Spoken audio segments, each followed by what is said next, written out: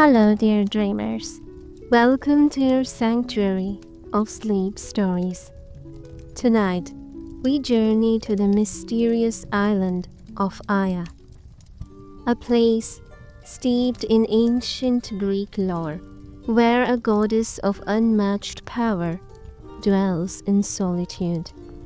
Circe, daughter of Helios, master of the blazing sun, and Perse, a sea nymph, awaits us. She is a figure both feared and revered, her legend immortalized through the ages. Before we embark on this spellbinding tale, I invite you to like, subscribe, to support this channel for more stories like this.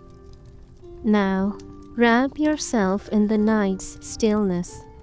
Let your mind drift like waves, and follow me into a realm where mortals and magic collide, a world where transformation is the language of destiny.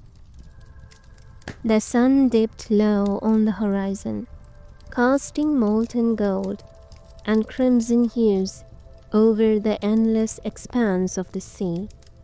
The weary ship carrying Odysseus and his men drifted closer to an island that seemed to shimmer with an otherworldly allure, Aya. Whispers of this place had traveled far, a realm cloaked in mystery, known to be the home of a powerful sorceress, Circe, daughter of the sun god Helios and the sea nymph Perse. To the desperate crew, the island promised rest, though an undercurrent of unease rippled through the air like a shadow they could not shape. The shore was wild, fringed with towering trees and thick underbrush. The men starved for comfort, and driven by curiosity, cautiously stepped onto the rocky beach. The air carried the mingled scents of unfamiliar herbs and salt, a fragrance both intoxicating and disconcerting. Odysseus chose to remain behind, warily guarding the ship, while a smaller party ventured inland. The island's silence was not ordinary. It pressed upon the men, amplifying the rustle of leaves and the distant calls of unseen creatures. It was as though the island itself was alive, breathing in rhythm with the sea. The path the men discovered wound through the forest, a corridor of ancient trees whose branches intertwined to form a living tunnel. Flowers with luminous petals lined the way, their heady fragrance almost overpowering. Their colors seemed to pulse faintly in the dim light, as though drinking in the island's magic.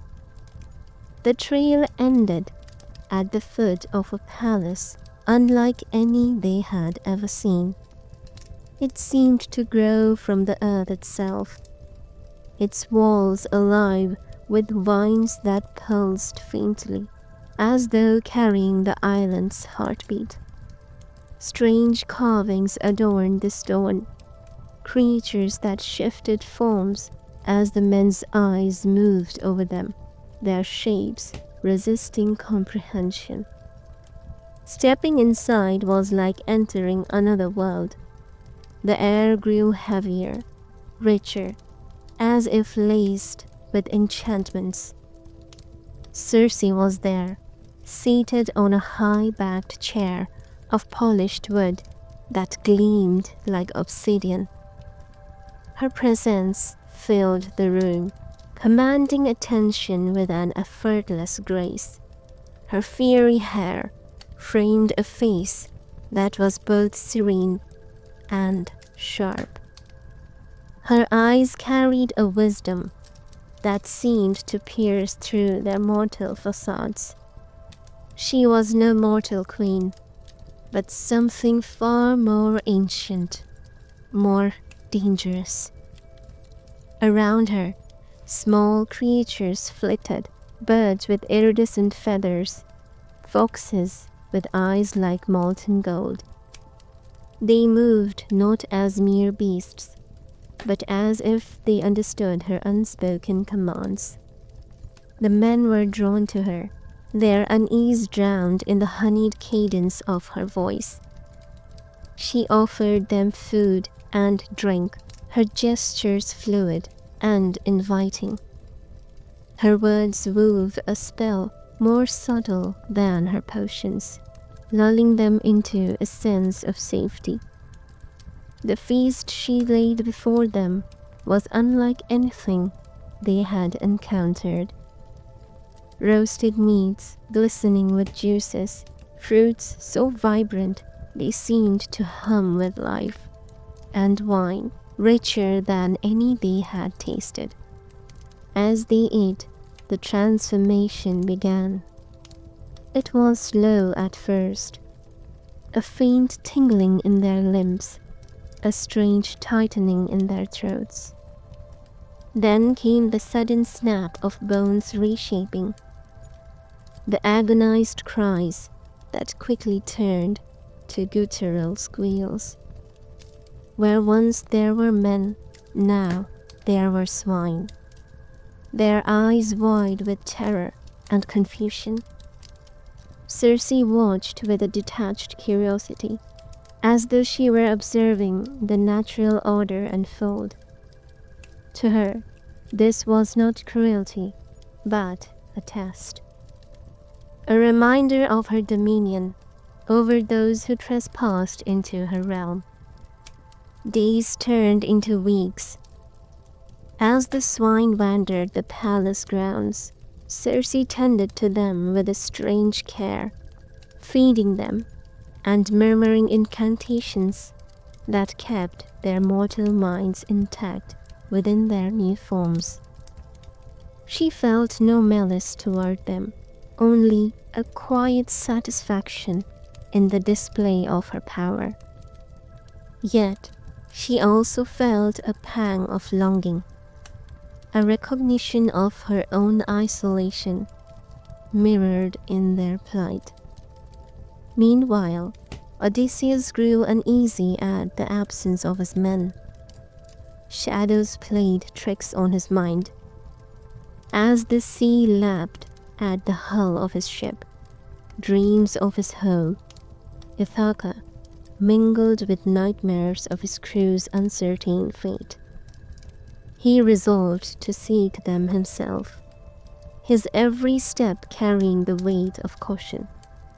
Along the way, Hermes, the messenger of the gods, appeared to him in disguise. With cryptic warnings of Circe's power, the god handed him a sprig of moly, a rare herb said to counteract her spells, before vanishing into the wind. Bolstered by the herb and his own resolve, Odysseus continued. The palace loomed larger as he approached, its strange architecture twisting and shifting in the changing light.